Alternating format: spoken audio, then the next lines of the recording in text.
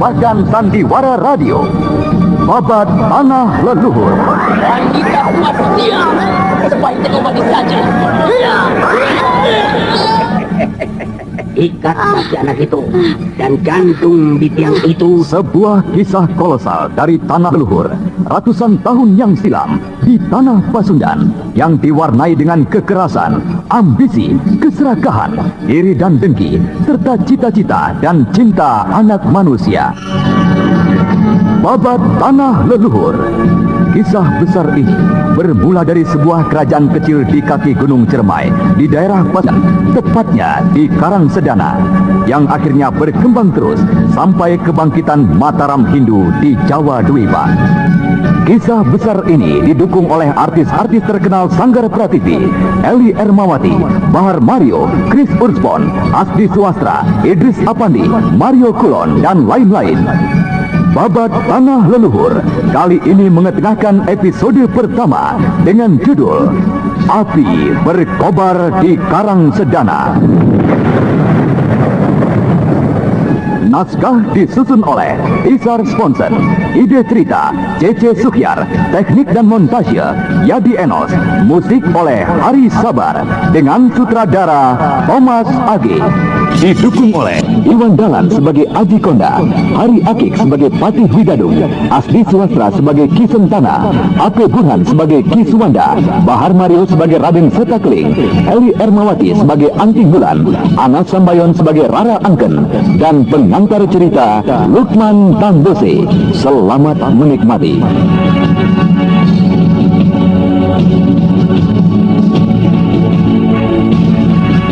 Pada kisah yang lalu telah diceritakan, Raden Setakling dan Anting Wulan yang telah berhasil melarikan diri dari hutan di kaki Gunung Ciremai. Dari seorang tukang warung, mereka mendengar berita yang sangat mengejutkan. Ning Sewu, kelompok mereka, telah dipakai namanya oleh sekelompok orang yang telah melakukan tindak kejahatan. Dan di Kota Raja, Anting Wulan sempat melihat Ki Sentana yang melintas dengan kereta kerajaan. Dengan demikian, terbukalah kedok dari Ki Sentana yang semula adalah penasihat dalam dari Karangsedana. Dan Ki Sentana yang telah dibongkar rahasianya oleh Raden Setakling dan kawan-kawannya secara diam-diam segera meninggalkan istana Karangsedana untuk mempersiapkan dan mempercepat rencana pemberontakan mereka. Dan suatu hari setelah Ki Sentana meninggalkan istana Karangsedana,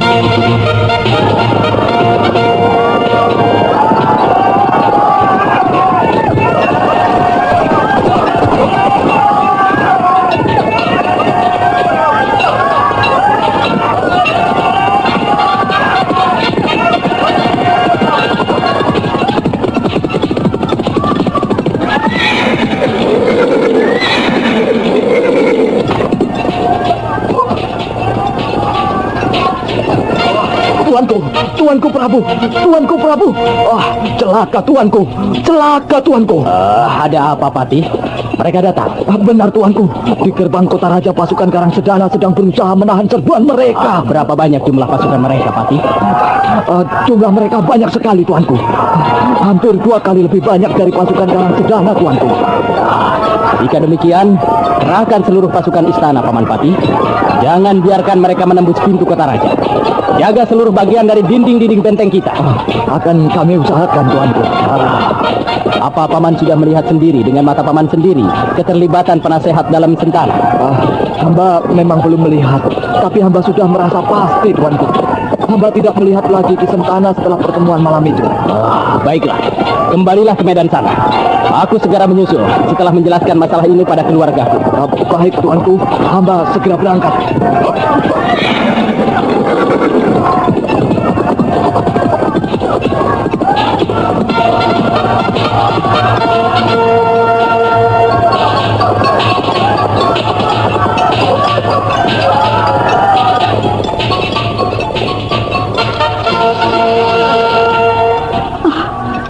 Ada apa ribut-ribut, Kanda Prabu? Apakah sesuatu telah terjadi? Iya, Dinda. Karangsedana, istana kita yang semula selalu tenang, kini telah berubah seperti yang Kanda khawatirkan semula. Maksud Kanda, apa yang telah terjadi? Di mana putraku Angling Purbaya? Ada di kamarnya. Dia masih tidur. Ceritakanlah Kanda, apa yang telah terjadi di luar sana? Kemarau yang berkepanjangan, Aganya telah membuat sebagian dari penduduk Karang Sedana menjadi lupa diri. Dan dengan hasutan seseorang yang culas, sebagian dari penduduk Karang Sedana telah bergerak. Maksud Kanda telah terjadi pemberontakan? Benar, Dinda. Oh, celaka. Siapakah yang berdiri di belakang mereka, Kanda? Apakah negara tetangga kita ada yang terlibat? Sampai saat ini Kanda belum tahu akan hal itu. Tapi satu hal yang membuat Kanda kecewa, ialah kemungkinan keterlibatan dari Kisentana besar sekali. Kurang ajar Kisentana. Agar makan tanaman. Oh, sungguh busuk manusia itu, Kanda. Sudahlah, Dinda. Kanda akan segera melihat ke gerbang kota raja. Jaga Purbaya, jangan biarkan dia main jauh dari dirimu. Tunggu dulu, Kanda. Agaknya Kanda cukup cemas. Apakah kekuatan pemberontak itu cukup besar? Menurut Paman Patih demikian. Akan tetapi janganlah terlalu khawatir. Kanda akan berusaha untuk menahan mereka. Kanda pergi.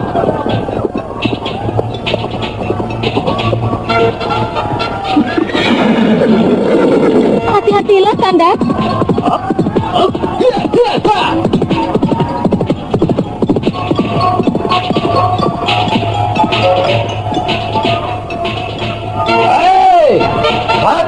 Satria Karang Sedana, apa yang telah kalian lakukan tadi dengan rekan-rekan kalian? Karena hanya ingin menyelamatkan nyawa kalian, gerbang ini kalian tutup. Hingga semua kawan-kawan kalian yang tidak berhasil masuk habis mati terpantai. Nah, lemparkanlah ke bawah sini anak panah dan semua senjata kalian dan buka pintu gerbang ini. Maka kalian semua akan kami ampuni. Ayo, bukalah cepat gerbang kota kalian dan kalian semua akan selamat. Jangan memperbodoh diri kalian sendiri. Aku tahu jumlah dan kekuatan kalian. Kekuatan kalian tidak lebih dari separuh kekuatan kami. Menyerahlah.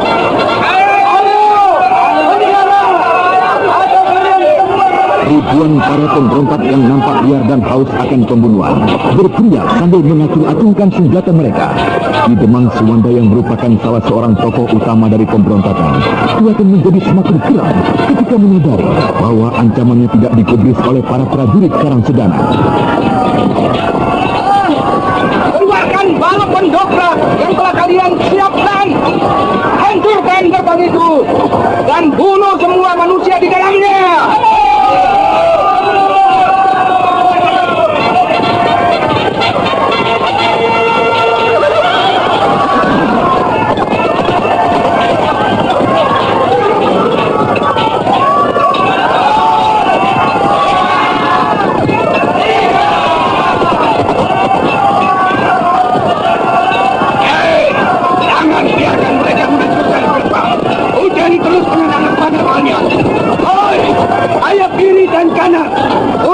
Serangan kalian ke kereta pendobrak itu. Bagaimana dengan gerbang timur dan barat, Nubara? Baru saja hamba mendapat laporan bahwa kekuatan terbesar ada di sini. Pertahankan terus kuat tenaga gerbang ini. Ya, Jika sampai bobol, kita tidak dapat menahan arus serangan pasukan sebanyak itu. Iya, kau benar, Patih. Pasukan mereka sangatlah besar jumlahnya. Dan agaknya sebentar lagi gerbang ini akan bobol. Pasukan panah mereka di bawah. Sangat banyak yang balas menyerang untuk melindungi pembawa kereta pendobrak itu. Kita bantu menahan kereta itu dengan panah, Paman Patih. Baik, tuanku. Iya, iya, iya, iya. Melihat serangan dari kereta pendobrak yang bermuatan batang pohon besar sangat berbahaya, maka Prabu Aji Konda dan Patih Widadung kemudian ikut turun tangan membantu menahan lajunya serangan pemberontak. Tameng itu terpental jatuh dan beberapa saat kemudian terdengar teriakan korban dari beberapa orang pembawa kereta pendobrak itu.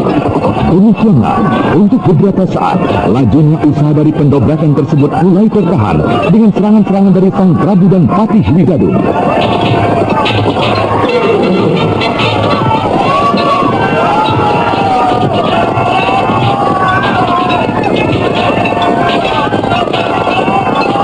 Sementara itu, jauh dari keramaian dan kecamuknya peperangan, di sebelah selatan dari Istana Karang Sedana, tampak Raden Setakling dan adik-adiknya sedang beristirahat.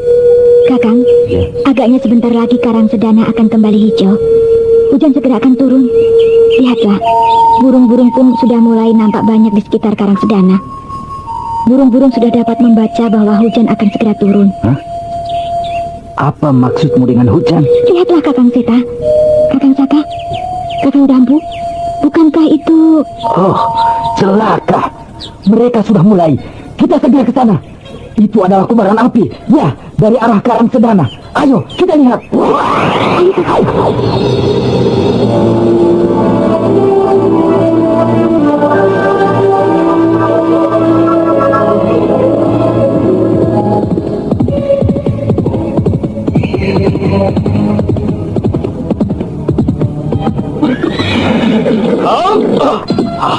Dinda, sedang apa di sini? Mengapa tidak masuk ke dalam? Kanda Prabu, sejak kepergian Kanda, Dinda merasa sangat cemas sekali. Dinda menjadi tidak betah dan serba salah di dalam istana. Oleh karena itu, Dinda keluar dan menunggu Kanda di sini, sambil melihat-lihat orang-orang yang sibuk berlari ke sana kemari. Bersiaplah Dinda. Mungkin sebentar lagi Dinda akan berangkat pergi dari istana ini. Lalu, bagaimana dengan Kanda Prabu? Ikut bersama Dinda? Kanda masih akan berusaha menahan serangan mereka. Jika tidak juga berhasil, maka Kanda segera menyusul. Bersiaplah Dinda. Jangan kenakan baju Dinda, tapi kenakanlah baju bidumban. Maksud Kanda, Dinda harus menyamar dan pergi seorang diri tanpa ditemani Kanda Prabu? Iya, Dinda akan pergi tanpa Kanda, tapi Dinda akan diantar oleh Karewang, hulu balang kerajaan. Bersiaplah Dinda, dan kau juga Karewang. Baik tuanku. Hamba akan kembali untuk berganti pakaian tuanku. Tidak ada waktu Karewang. Kau masuklah ke dalam. Carilah pakaian dari seorang abdi dalamku. Hamba segera bersiap tuanku. Dan beberapa orang prajurit akan hamba siapkan untuk membuka jalan di gerbang timur yang agak lemah tuanku. Tidak, kau pergi seorang diri Karewang. Seorang diri? Iya, dan kau tidak perlu melalui gerbang timur. Ikutilah saja istriku. Dia akan menunjukkan jalan rahasia keluar dari istana ini hingga sampai di luar kota raja. Bawa istriku kepada Kiai Sedawarna, kawanku di Gunung Sawah. Baik tuanku. Hamba pamit untuk bersiap tuanku. Baiklah.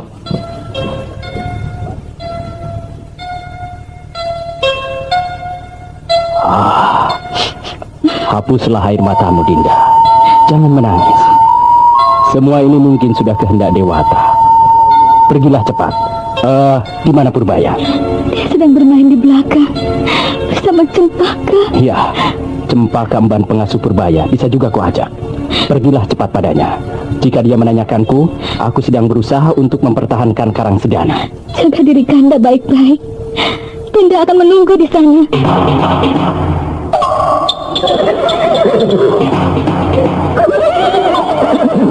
Sementara itu, pergulatan dan usaha dari pihak pemberontak nampak semakin membuahkan hasil. Telah berkali-kali kereta pendobrak sempat menggedor gerbang utama Karang Sedana. Pintu gerbang yang kokoh dan dilindungi oleh hujan anak panah para prajurit perlahan-lahan kelihatan mulai rusak di sana sini.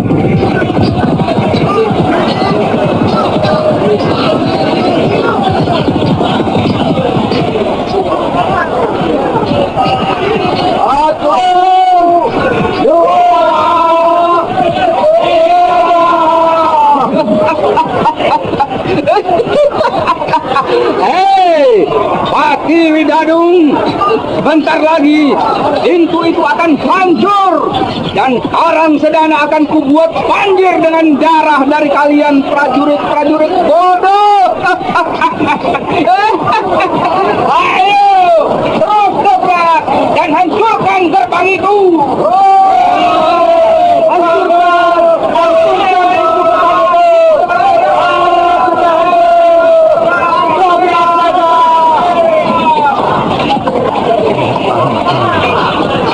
Entah dari mana Kisentana dan Kemang Gila ini mengumpulkan manusia liar sebanyak ini.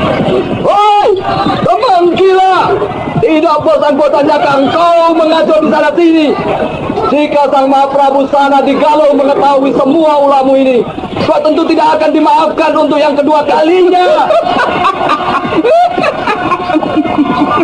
Hei, kau tidak perlu menakuti aku dengan nama sana. Aku tidak takut pada dia. Justru persiapanku kali ini adalah untuk membalaskan sakit hatiku padanya. Lalu satu saat juga akan kuhancurkan. Enam satu ini benar-benar gila. Entah di mana setan lainnya, si ular kepala tua yang Kisempana. Semangat juang dari para pemberontak liar benar-benar menggetarkan seluruh prajurit Karang Sedana. Mereka terus saja maju tanpa mengenal arti takut, dan hampir dapat dipastikan bahwa beberapa saat lagi gerbang utama dari Karang Sedana akan segera hancur. Akan tetapi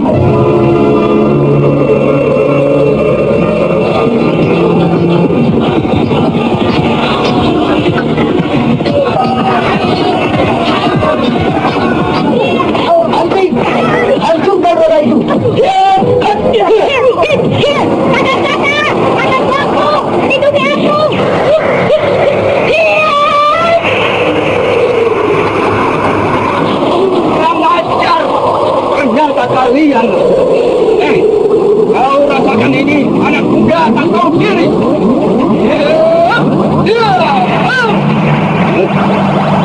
Mundur saja. Ini bagian. Kan, bukan kau bocah sombong.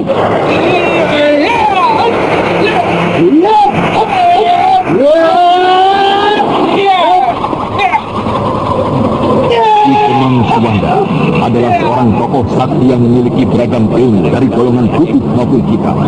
Dan salah satu ilmu andalan yang menjadi kebanggaannya adalah Kelabang Seribu, yang merupakan pukulan racun yang sangat berbahaya.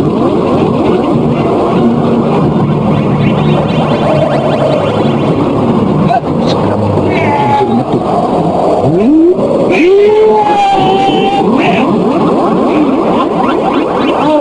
Gentar dengan kincir metumu, bocah.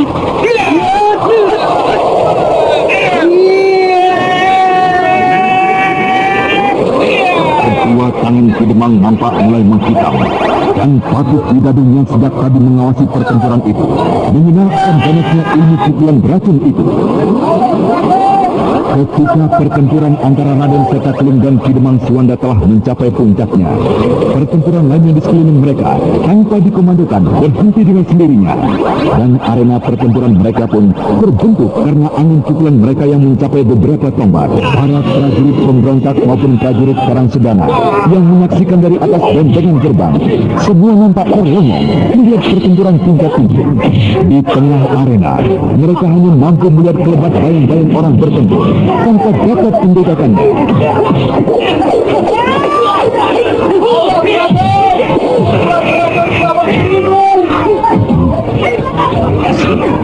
Aku harus menghindarkan bersentuhan tangan dengannya. Racun itu sangat berbahaya. Aku tidak bisa mengalahkan Anda. Bagaimana aku dapat melepaskan diriku sebagai tokoh golongan tua? Aku harus segera menyelesaikan pertempuran ini.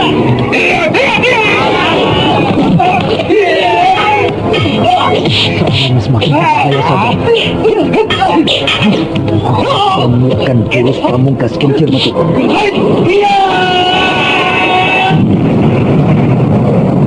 Sambut serangan. Mampus kau anak muda! Tinggalkan tempat ini. Naik ke gerbang. Di mana Kisentana? Katakan padanya bahwa aku akan menarik pasukan untuk sementara. Kita tidak dapat masuk tanpa kereta pendobrak itu. Ayo, mundur! Kehadiran keempat anggota Ning Sewu di Kota Raja kali ini benar-benar menggembirakan seluruh prajurit. Harapan mereka yang semula hilang kini telah tumbuh kembali.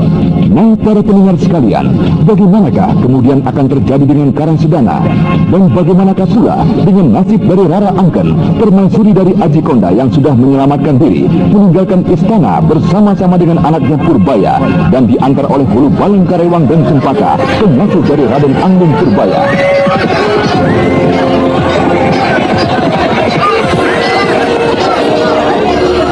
Di mana Kisentana? Katakan padanya.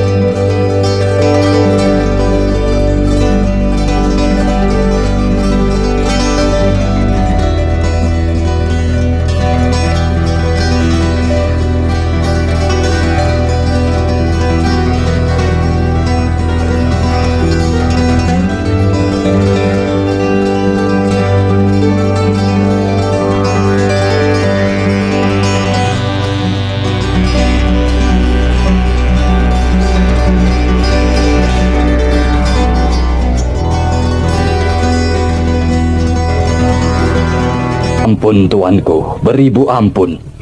Hamba tidak bisa memberi kepastian. Hamba ragu. Hamba ragu dengan kemampuan kita yang ada pada saat ini untuk menahan serangan pasukan pemberontak. Paman Widadung benar. Aku pun juga ragu jika dalam situasi seperti ini. Sejak 3 bulan yang lalu, kita terlena. Kita tidak memulai menyiapkan kembali pasukan kita sejak Prabu Sana mengambil 5.000 prajurit kita. Iya, tuanku tidak bersalah. Saat itu tuan menyimpulkan bahwa tidak perlu untuk menyiapkan prajurit karena keadaan dari Karangsedana yang memprihatinkan. Kemarau seakan-akan melumpuhkan sebagian besar dari sendi-sendi perekonomian kita.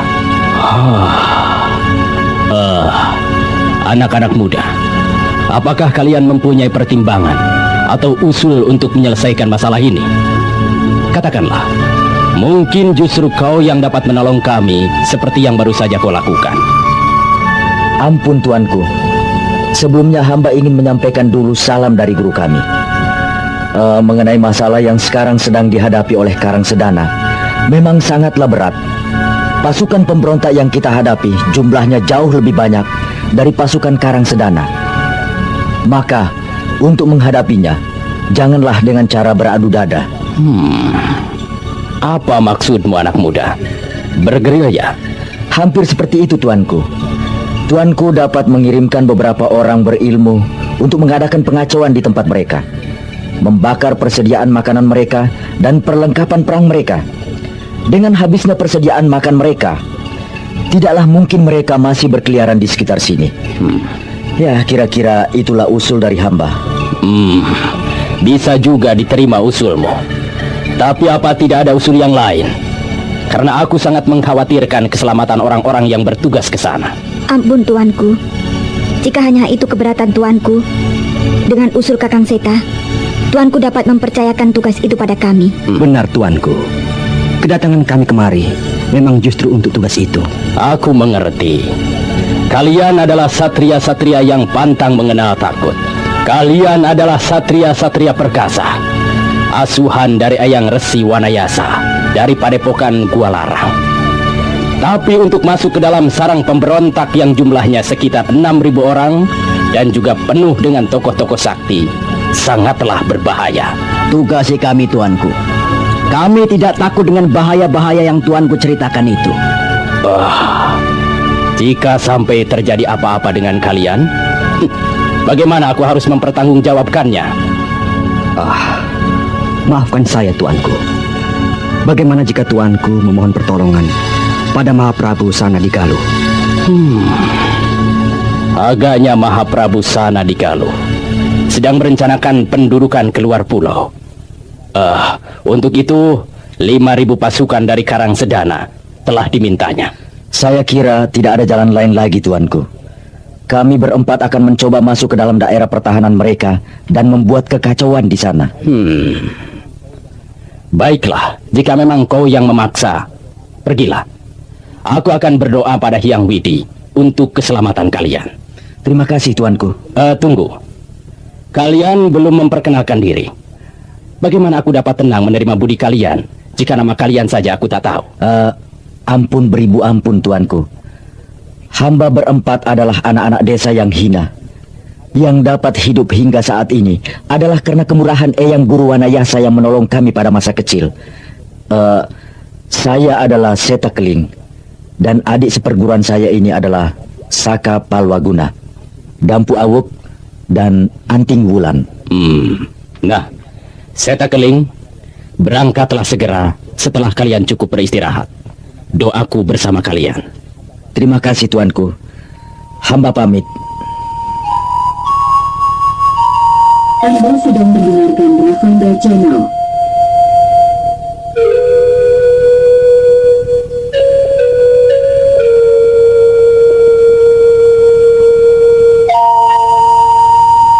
Istirahatlah kalian. Sebentar lagi, jika senja sudah menjadi gelap, kita sudah harus meninggalkan istana Karangsedana untuk mencari daerah pertahanan pemberontak. Iya, Kakang. Nasib kita baik sekali, Kakang. Kita kini menjadi orang terhormat. Baginda Raja Ajikonda pun kelihatan segan pada kita. Ya, kalian merasakan tidak, Adi Wulan? Kita menjadi orang terhormat hanya saat ini saja. Karena saat ini kita membantu Baginda Raja mengamankan Karang Sedana. Saat lain jika kita bertemu, mungkin sikap Baginda akan berubah. Tidak lagi seperti ini. Kau salah, Adi Awu. Kita dihormati bukan karena bantuan kita terhadap mereka, tapi karena Eyang Guru Wanayasa. Iya, Kakang benar. Karena gurulah kita dihormati oleh Prabu Ajikonda. Kalian salah. Kita dihormati adalah karena Mahaprabu Sana dari Galuh. Coba saja, jika Eyang Guru bukan saudara dari Mahaprabu Galuh, apakah juga kita akan dihormati? Sudahlah, jangan berbicara macam-macam. Istirahatlah. Ingat, kalian mempunyai tugas yang sangat berat malam nanti.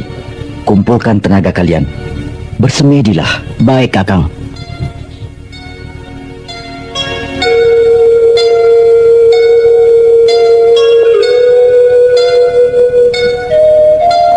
Sang Mentari Senja menebarkan sayap-sayap merahnya hanya beberapa saat saja. Dan ketika Sang Mentari perlahan-lahan meluncur turun dari ufuk timur, Dewa Kegelapan yang sejak tadi telah mengintip, menunggu kesempatan, kini muncul dan menebarkan sayap-sayapnya menyelimuti alam semesta. Di kerembangan malam, udara terasa dingin menusuk tulang. Suasana kerajaan Karang Sedana sunyi dan senyap. Hampir di seluruh bagian jalan dari Karang Sedana tak dapat ditemui bayangan seorang penduduk sekalipun. Akan tetapi, ketika malam menjadi semakin gelap, dari arah istana Karang Sedana terlihat 4 bayangan yang berkelebat cepat menuju ke arah luar kota. Berhenti sebentar di semua. Ada apa, Kakang? Kenapa kita berhenti di sini? Kita akan mencari mereka. Saat ini kita belum mengetahui tempat mereka beristirahat. Mereka pasti beristirahat di sebuah daerah terbuka yang luas. Mereka tidak mungkin mempergunakan kota atau desa untuk beristirahat, karena demi pertimbangan keamanan. Ya, tapi di mana lapangan luas itu? Oh ya, coba kita lihat di sebelah barat kita. Ayo, kita ke arah barat.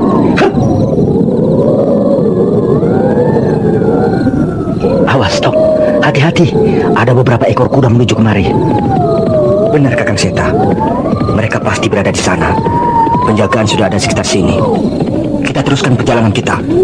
Aku minta, berhati-hatilah kalian. Ayo.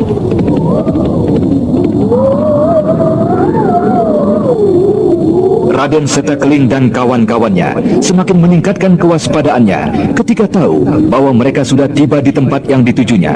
Sementara itu, Roro Angken, permaisuri dari Sang Prabu Ajikonda, bersama dengan putranya Raden Anglin Purbaya, Cempaka, emban pengasuh putranya, dan Hulu Balang Karewang yang mengawal pelariannya melalui lorong rahasia dari puri istana yang terletak di pinggiran benteng. Mereka keluar dari kota raja. Ibu, mau kemanakah kita? Mengapa Ayahanda Prabu tidak bersama kita? Kita akan meninggalkan istana untuk sementara. Ayahandamu nanti akan menyusul kita. Kanda Prabu, Ayahanda menangis. Kenapa? Ibu menangis karena ayahmu tidak menyertai kita saat ini. Kenapa harus menangis? Bukankah Ayahanda akan menyusul kita? Paman Karewang. Hamba tuanku. Bisakah kita istirahat di sini? Hamba kira bisa, tuanku. Kita sudah cukup jauh dari kota raja. Hutan kecil ini tidak mungkin disinggahi mereka jika saat ini mereka tidak berhasil menguasai kota raja, tuanku. Cempaka, ambilkan kain tebal untuk alas putraku tidur. Tidak, Ibunda. Purbaya tidak akan tidur. Kau harus beristirahat, anakku. Perjalanan kita masih cukup panjang. Tidurlah, Raden. Nanti Raden akan dibangunkan jika sudah cukup beristirahat. Dan kita akan segera melanjutkan perjalanan. Tidak, Bibi Cempaka. Aku tidak dapat tidur. Paman Karewang, ceritakanlah apa yang sebenarnya terjadi. Jika ini memang perjalanan kunjungan ke Gunung Sawal, kenapa tidak memakai kereta kerajaan? Kenapa kita berangkat secara diam-diam melalui lorong bawah tanah yang gelap tadi? Kenapa aku disuruh memakai pakaian orang lain yang tidak kukenal? Ceritakanlah, Paman dan Ibunda pasti menyembunyikan sesuatu. Ceritakanlah tuanku. Agaknya Raden Purbaya sudah merasakan situasi yang lain tuanku. Sudah dapat merasakan situasi yang tidak seperti biasanya. Dia sudah boleh mengetahuinya, hamba kira. Ceritakanlah, Paman. Jelaskanlah semua yang terjadi padanya sejelas-jelasnya. Ada apakah, Paman? Karang Sedana ini sedang dilanda perang, Raden. Perang yang sering diceritakan Ayahanda. Manusia saling membunuh untuk mencari kemenangan. Iya, Raden. Begitulah yang kini terjadi di istana sekarang ini. Jadi, Ayahanda Prabu juga sedang berperang, sedang membunuh. Ayahanda Raden saat ini sedang membela dan mempertahankan haknya, Raden. Hak Ibunda dan hak Raden sendiri. Ayahanda Raden kini sedang berjuang. Apakah Ayahanda akan mati dalam peperangan itu, Paman? Ayahanda Raden adalah seorang yang sakti, yang memiliki beragam ilmu kepandaian, Raden. Ayahanda akan selamat. Janganlah Raden khawatir. Paman bohong. Paman dusta. Ayahanda pasti akan mati, seperti yang terjadi dalam perang yang saya pernah dengar. Ayahanda pasti akan terbunuh. Paman dusta. Anakku Purbaya, ibu juga dusta. Ibunda membohongi aku. Ayahanda pasti akan mati. Jika tidak, kenapa ibu menangis? Kenapa kita harus pergi dengan cara seperti ini? Kalian semua dusta. Dengarlah, Raden. Kita meninggalkan istana saat perang sedang berlangsung. Bagaimana kuatnya dan besarnya pun jumlah musuh, Ayahanda Raden pasti akan segera dapat meloloskan diri dari kepungan mereka, Raden. Paman bohong. Ayahanda pasti mati dalam peperangan itu. Ayahanda adalah seorang ksatria. Ayahanda tidak mungkin melarikan diri. Kita teruskan saja perjalanan kita, Paman Karewang. Ya, benar Purbaya. Keadaan di Karang Sedana sangat berbahaya. Oleh karena itu, kita pergi dari sana. Tapi itu belum berarti ayahandamu akan berlayar di sana. Siapakah musuh-musuh ayahanda, Bunda? Oh, sudahlah anakku. Tidak perlu kau ketahui semua ini. Kelak, jika saatnya telah tiba, kau juga akan mengetahui dengan sejelas-jelasnya. Ya, jika saatnya telah tiba, aku pun akan membalas semua perbuatannya yang sudah menyusahkan kita. Iya. Mari Raden, kita lanjutkan perjalanan kita.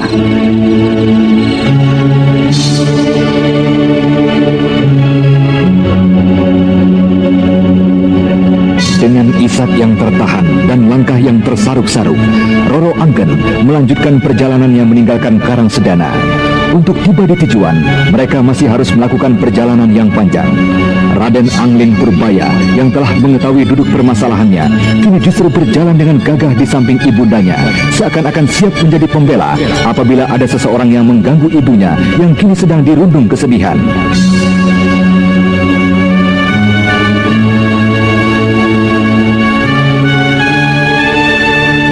Sementara itu, Raden Setakling dan ketiga adik seperguruannya telah tiba di daerah yang ditujunya. Kakang, lihat itu di sana, Kakang. Betul, Kakang. Cahaya yang temaram di tengah lapangan besar itu pastilah mereka. Kalian benar. Lihat itu. Di depan sana ada beberapa orang penjaga. Agaknya itu adalah pos terdepan mereka. Ayo, kita dekati. Sebagian besar dari mereka agaknya sudah tertidur, Kakang. Kita harus mencari tempat perbekalan mereka. Perbekalan mereka pastilah ditaruh di dalam gerobak agar mudah dipindah-pindahkan. Ya, tapi tidak mudah mencari gerobak perbekalan mereka di antara ribuan orang yang bertebaran dalam gelap seperti ini. Coba kita cari tempat ini. Dari sudut sana, agaknya kita dapat melihat dengan sedikit jelas. Kalian lihat, 3 api unggun yang jauh di sana. Kukira mereka adalah penjaga tempat perbekalan. Ayo, kita coba lihat ke sana. Awas Kakang. Lihat, di sebelah kanan kita banyak tubuh-tubuh prajurit yang tidur bertebaran. Kita tidak dapat lewat terus, Kakang. Terpaksa harus mengitari yang bertebaran di kanan kita ini. Kita lewati saja, Kakang. Bukankah kita dapat terus melompati mereka? Sebagian dari mereka sedang tidur. Mereka pasti tak dapat melihat kita. Ya, baik. kita coba untuk melompati mereka. Biar aku yang dahulu.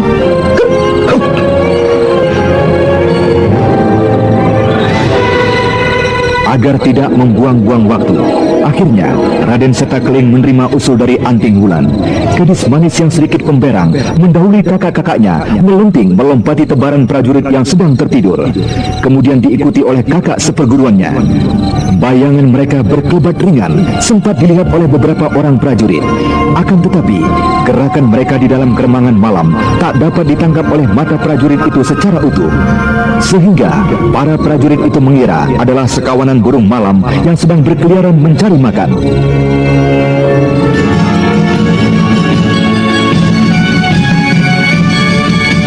Nah, para pendengar sekalian, apakah rencana dan tujuan kelompok Ning Sewu akan berhasil? Apakah kerajaan Karangsedana akan dapat menahan serbuan dari pihak pemberontak yang berjumlah jauh lebih besar? Dan kemudian, bagaimanakah nasib dari Roro Angken bersama putranya Raden Angling Purbaya? Untuk mengetahui jawabannya, dengarkanlah kisah Babat Tanah Leluhur. Sampai jumpa.